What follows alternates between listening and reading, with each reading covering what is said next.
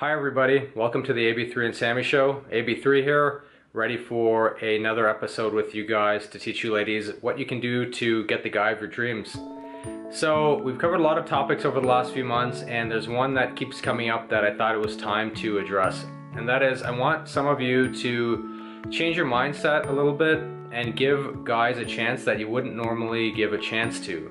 I sometimes call this the Cinderella effect or the Cinderella syndrome, where a lot of girls have this faulty programming, if you will, and guys too, where they keep waiting for this perfect knight in shining armor to come along and sweep them off their feet. Now, that happens as a result of all of these Hollywood movies and Disney movies we've seen over the years, where we've been taught, and it's been impregnated in our minds, that the right person for us is this perfect being that shows up one day, and once we look in their eyes, we know right away that's the right person for me, and therefore anything that's less than that right at the outset is not good enough.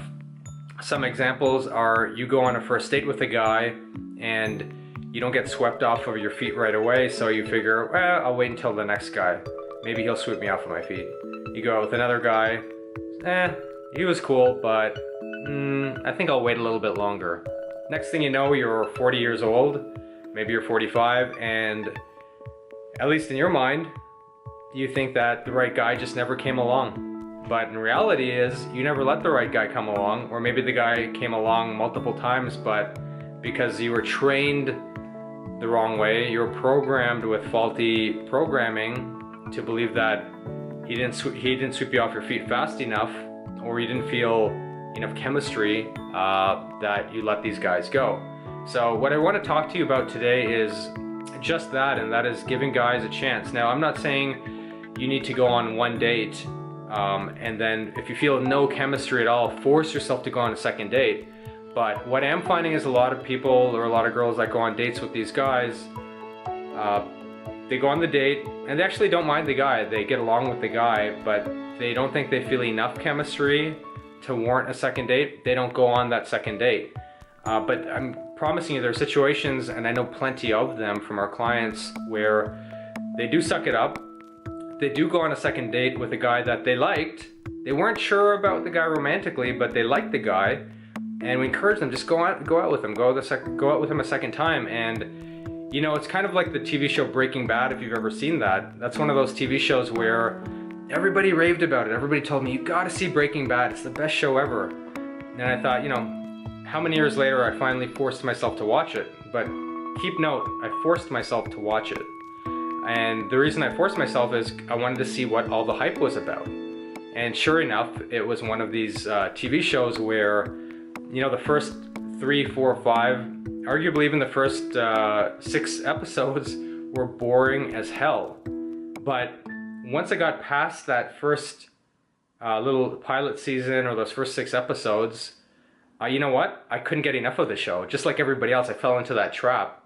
And I would suggest some of you girls that, or a lot of you girls that, where you feel like you're stuck in a trap, where you keep going on date after date after date after date, and you can never find the guy, and not months are passing, but years are passing, and you wonder what's going on, what's wrong with the outside world. Like I've said in so many other videos, start looking at the inside world. What's your programming? What are your beliefs?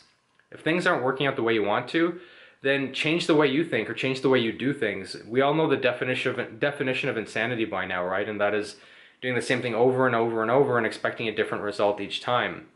So if you're doing the same thing, you really got to change what you're doing. And that is, you know, push yourself to go out a second time. You know what? If you go out on 2 or 3 dates with this guy and you still don't like him, fine, you got your answer. But you'd be surprised how many people, just like Breaking Bad, they give, or even push themselves a little bit to give somebody they're not sure about a chance. And next thing you know, a year later, they're married. Or they have a great relationship with somebody because, you know, maybe the guy was a little bit nervous on his first date with you, so he put up his wall. And did you ever think that maybe when you're meeting a guy for the first time, you yourself are putting up some sort of shield that prevents the guy from being himself and maybe blocks the chemistry between you two from fully blossoming? It could very well be happening. So, you know, today that's all I really want to talk to you about, and that is breaking away from that Disney mindset of thinking the perfect guy always has to ride in on his white horse on the very first date. Give people a chance. Give yourself a chance to get to know somebody. Don't always think that you have to have this fireworks of chemistry on your first date or even your second date. Give people a chance, and you'd be very surprised with, how your luck, as you might think it is, quickly changes in the dating world. So that's my lesson for you today. Good luck with everything. Keep out there. I know for some of you girls, you've been having a hard time getting bored with the same routine of guys. So if you're bored with the same routine of guys, change your own routine of the way you do things. So until we meet again, good luck dating and date great.